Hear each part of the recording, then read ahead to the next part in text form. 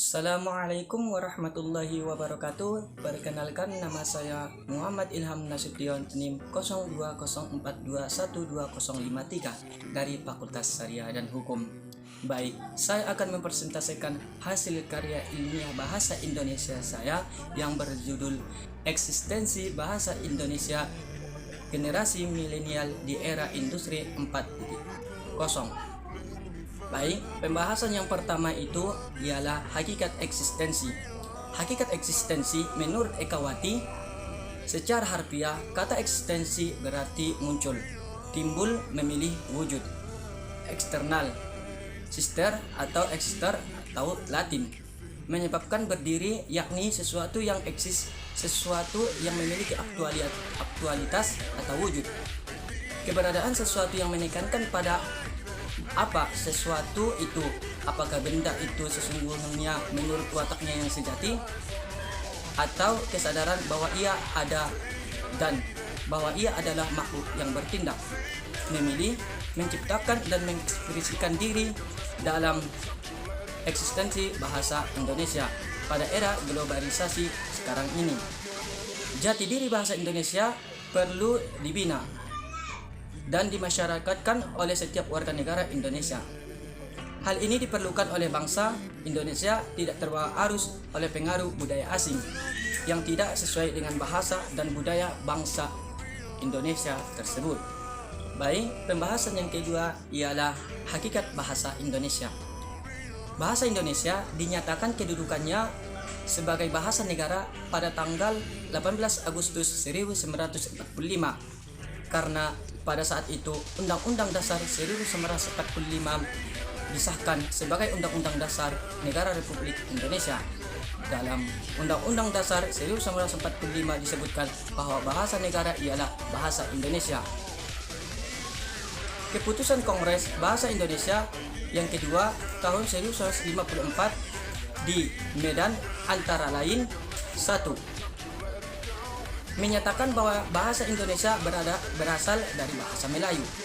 Bahasa Indonesia tumbuh dan berkembang dari bahasa Melayu yang sejak zaman dulu sudah dipergunakan sebagai bahasa perhubungan atau lingua franca. Bukan hanya di Kepulauan Nusantara, melainkan juga hampir di seluruh Asia Tenggara. Menurut Murti, bahasa merupakan sarana manusia. Menurut Badan Bahasa atau Kemendikbud, bahasa Indonesia lahir pada tanggal 28 Oktober 1928. Pada saat itu, para pemuda dari berbagai pelosok Nusantara berkumpul dalam kerapatan pemuda dan berikrar. 1. Bertumpah darah yang satu, tanah Indonesia. 2. Berbangsa yang satu, bangsa Indonesia. Dan 3. Menjunjung bahasa persatuan, yaitu bahasa Indonesia. Ikrar para pemuda ini dikenal dengan nama Sumpah Pemuda.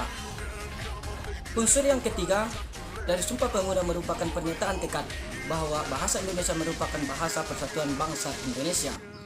Pada tahun 1928, itulah bahasa Indonesia dikokohkan kedudukannya sebagai bahasa nasional. Ya, masuk kita ke pembahasan yang ketiga, yaitu hakikat generasi milenial. Menurut Hidayatullah dan kawan-kawan, generasi milenial merupakan generasi modern yang hidup di pergantian milenium secara bersamaan. Di era ini, teknologi digital mulai merasuk ke segala sendi-sendi kehidupan generasi milenial atau yang disebut juga generasi yang ini lahir sekitar tahun 1980 sampai 2000. Jadi bisa dikatakan generasi milenial adalah generasi muda masa kini yang saat ini berusia sekitar 15 sampai 34 tahun. Kisaran usia tersebut sesuai dengan rata-rata usia mahasiswa yang sedang menempuh pendidikan di perguruan tinggi, yaitu sekitar 19 sampai 34 tahun. Menurut Syamsuar dan kawan-kawan, generasi yang lahir di tahun 1960 sampai 70 atau 80-an adalah generasi yang mengalami loncatan teknologi yang begitu mengejutkan di abad ini. Sebagai kita pernah menikmati lampu petromak dan lampu minyak, sekaligus menikmati lampu bohlam, lampu TL hingga LED, generasi yang pernah menikmati riuhnya suara mesin ketik sekaligus saat ini jari kita masih lincah menikmati keyboard dari laptop. Inilah generasi terakhir yang merekam lagu dari radio dengan tape recorder sekaligus juga menikmati mudahnya mendownload lagu dari gadget. Dapat disimpulkan bahwa generasi ini dengan mudah menjangkau teknologi dan dapat menikmati dengan siap saji. Ya, pembahasan yang terakhir ialah hakikat era generasi 4.0.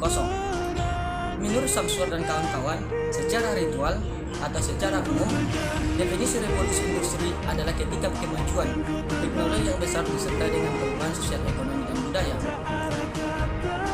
Yang signifikan, terminologi revolusi industri 4.0 pertama kali dikenal di Jerman pada 2011. Pada industri 4.0 ditandai dengan integritas yang kuat terjadi antara dua negara atau dua dunia digital dengan produksi industri revolusi industri 4.0 merupakan era digital ketika semua mesin terhubung melalui sistem internet atau cyber system.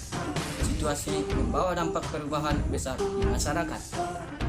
Baik, itulah pembahasan daripada karya ilmiah bahasa Indonesia yang berjudul Eksistensi Bahasa Indonesia Generasi Milenial di Era Digital 4.0. Kesimpulannya atau penutupnya ialah dari pembahasan di atas dapat ditarik kesimpulan bahwa bahasa Indonesia sangat rentan dipengaruhi bahasa luar yang faktor utamanya merupakan produksi generasi milenial, di mana kemunculan generasi milenial membuat bahasa Indonesia seperti ketinggalan atau kuno.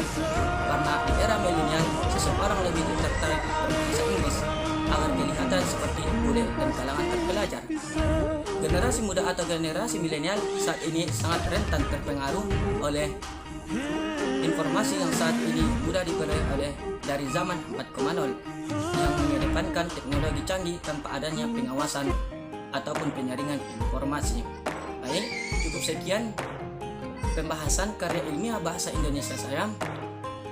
Kalau ada kata-kata ataupun materi yang salah, saya mohon maaf. Saya sudahi dengan salam. Assalamualaikum warahmatullahi wabarakatuh.